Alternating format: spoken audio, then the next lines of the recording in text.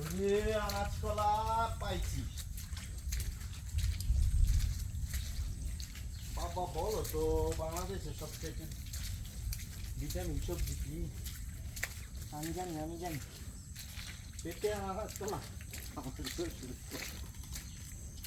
পেঁপে আর আনাজ কলা।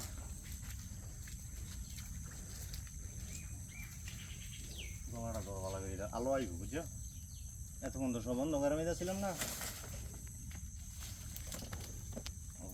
দান কেমনে এদিক দিয়ে ধরবা কোচিংটা।